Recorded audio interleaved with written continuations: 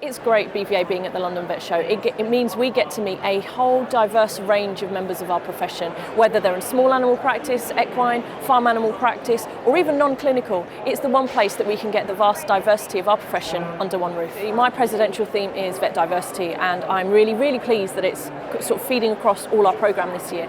So we've got things like the good, the bad and the ugly later today, looking at workplaces and what makes a good workplace and what makes a bad workplace, and that includes diversity and discrimination there. How do we weave those in? And it links into the work the BVA is doing in our Good Workplace Working Group, again looking at diversity and discrimination and how we can feed in all of that into keeping people in our profession and making them happy. So vet diversity is about not only the diverse range of people in our profession, but also the diverse roles they play. We have sessions looking at how I became A and the different types of clinical vets or non-clinical vets you can be, and also a session about I'm still a vet, i.e. you don't have to be in clinical practice to be a vet, you can work outside the clinical areas. And then we are also looking at diversity in the wider scope, looking at socioeconomic background, looking at gender, race for example, and how is it that we can nurture a profession that truly represents the population that we represent.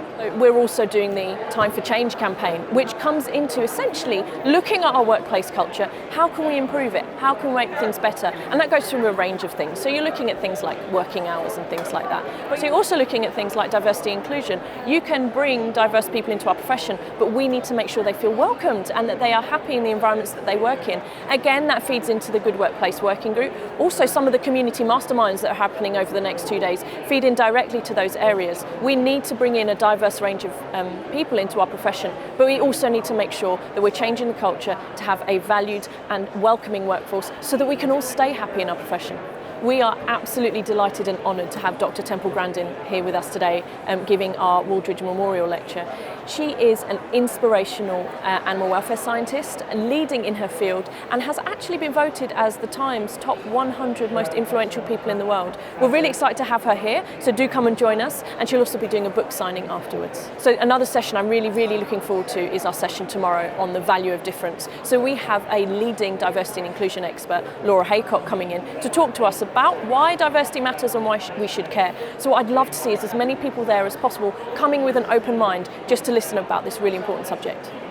I think the podcasts that are going to form part of the Veterinary Listening Project are absolutely fantastic, and they're great to showcase the diverse things that we need to be speaking about in our profession. There are of course much better people to be speaking on other subjects, but I will be taking part and I'll be talking about my background, where I came from, the challenges I faced, but then also alongside another vet who'll be speaking to me about their background, very different to mine, but it's interesting, we did face some of the very similar challenges.